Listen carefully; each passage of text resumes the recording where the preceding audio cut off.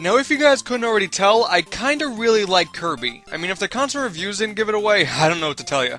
And recently, this lovable pink puffball turned 20, and I recently turned 20 as well, so of course, I had to celebrate with Kirby's Dream Collection on the Wii.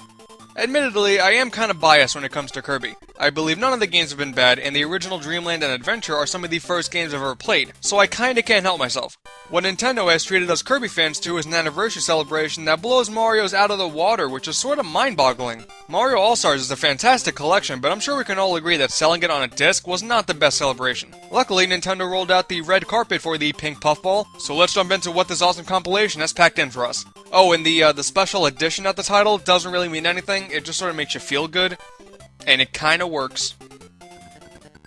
The main attraction with this collection are the 6 classic Kirby games. There's the original Game Boy Dreamland, the console debut Adventure, the Game Boy sequel with rideable animals, Dreamland 2, the game compilation Superstar, the sorta mission-based Dreamland 3, and the 3D Crystal Shards. They are pretty much exact emulations, and since Kirby games are so simple, each game can be played with just the Wii Remote on its side, which is pretty cool.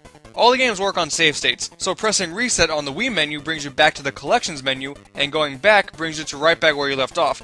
And you can reset the game itself by holding a few buttons on the Wii Remote. It's not actually said in the collection as far as I know, but you can indeed reset the game while playing it. There's not much more to really say about these except these are just great Kirby games and having them all on one disc is awesome. But I do have a few nitpicks.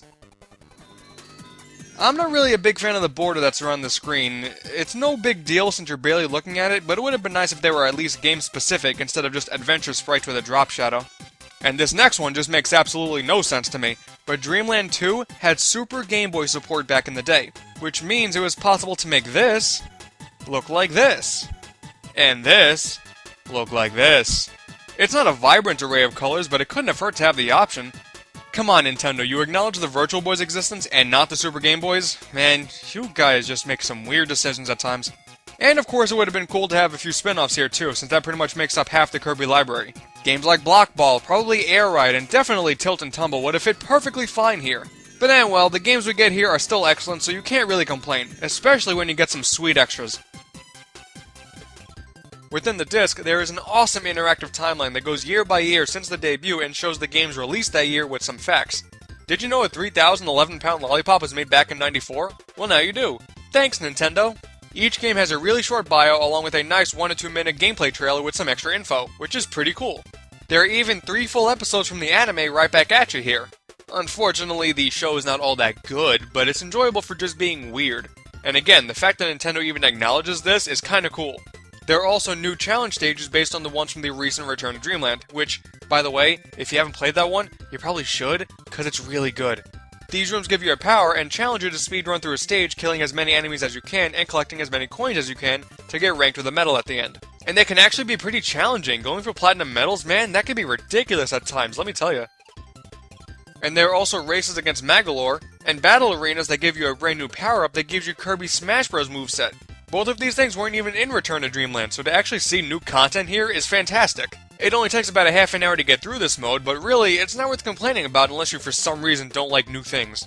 There are 2 extra pieces of fan service outside the game disc as well. There's a special history book that has special sections on every Kirby game with cool nuggets of info and tons of artwork, and it's just an awesome book to go through whenever you're bored because it's just nice to look at. They did a really good job with it. There's also a music CD that has over 40 tracks of songs from every Kirby game along with a couple remixes. Personally, I just love the soundtracks in Kirby games. You almost always find really catchy tunes and they're just so fun to listen to, and the 40 here don't even do the entire series justice, but some of the picks they included are just awesome. And none of which are sound effects. You don't really need me to tell you this, but these definitely destroyed the lackluster history book, and if you can even call it a special soundtrack for Mario's anniversary. For me, it's actually kinda weird to think that Kirby's going 20 years strong. He's been there with me for practically my entire life, so to see him get celebrated in such a great way just makes me happy. It's only $40 and it includes 6 great classic games, a cool interactive timeline, brand new challenge stages, a sweet history booklet, and a well-compiled soundtrack. Obviously, it's definitely worth it. If you're a Kirby fan, you need to pick this up ASAP. Cause really, for all we know, the price for this thing could escalate in a matter of minutes. It pretty much goes without saying, but happy 20th, Kirby. I can't wait to see what crazy adventures you go on next. Love ya, you ball of puff.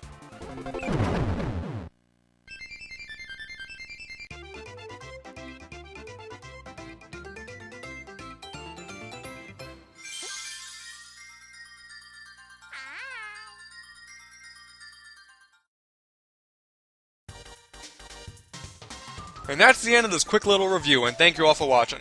I'm sure you guys have to be sick of seeing me talk about Kirby by now, so I'll do what I can to take a break from him. But anyway, if you enjoyed the video, click the links here to see my older stuff, throw out different game suggestions in the comments, and stay tuned for more reviews. And with all that said, I will catch y'all next time. Oh, and happy Halloween, I guess. Boo.